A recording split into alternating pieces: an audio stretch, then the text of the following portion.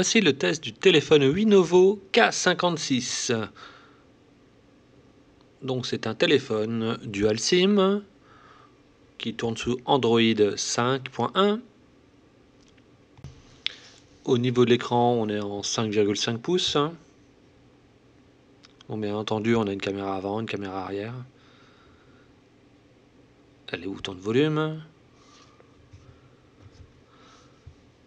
Dans la boîte, on retrouve une protection d'écran,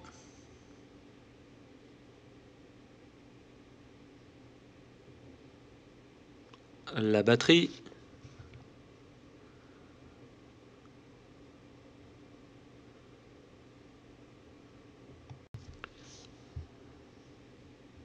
la documentation,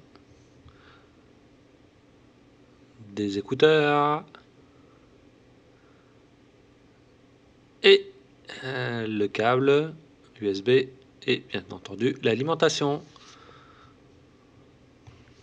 Au niveau de la batterie, on a une batterie de 2800 mAh. Donc bien entendu, il faut ouvrir le téléphone, hein.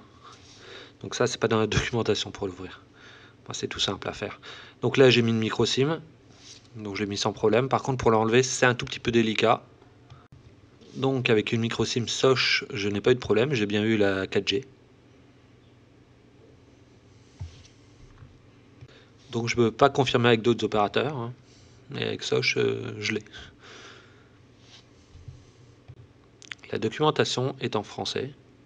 Bon, ça vous aidera pas tellement. Je vous conseille vraiment de connaître déjà Android, hein, pour l'utiliser. Voilà le téléphone. Au démarrage, vous avez un beau logo Lenovo. Et là, si vous avez le son, vous avez peut-être une petite musique encore.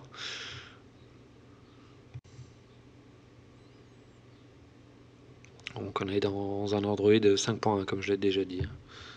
Donc là, première chose à faire, c'est configurer l'appareil. Donc voici les menus, hein, c'est assez classique, hein, pour un Android 5.1. Vous attendez pas à autre chose, hein. Si vous avez l'habitude d'Android, c'est ça, c'est pareil. Donc pareil, les paramètres, hein, c'est classique, hein.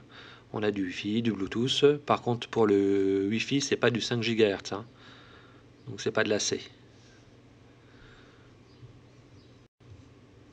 C'est fluide, j'étais vraiment étonné pour un téléphone d'entrée de gamme. Ça, c'est l'appareil photo.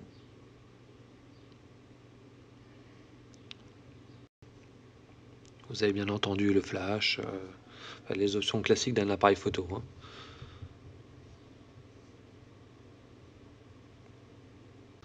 Donc à l'arrière, c'est du 8 millions de pixels et à l'avant, c'est du 2 millions de pixels.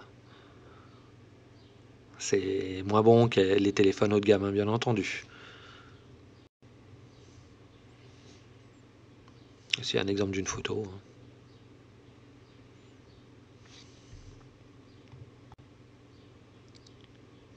Donc pour les plus geeks d'entre vous, voici quelques benchmarks, hein.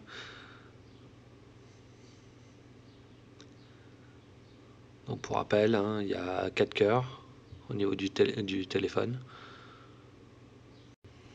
On est dans du ARM Cortex A53.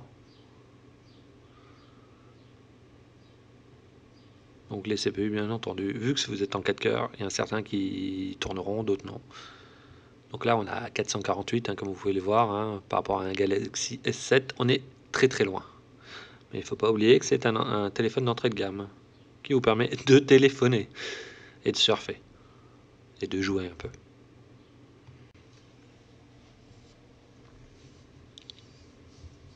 Donc ça, c'est la comparaison multicore.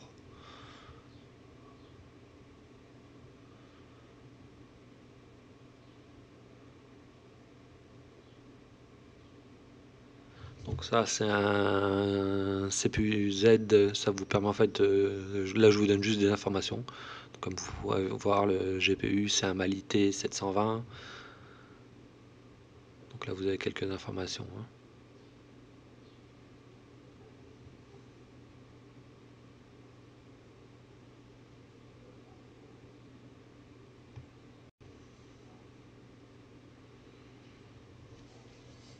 Donc bien entendu, c'est compatible Play Store, hein.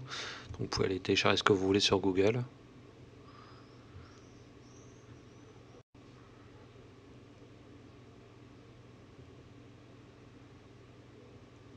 Et d'ailleurs là, je vais vous montrer le Subway Surfer.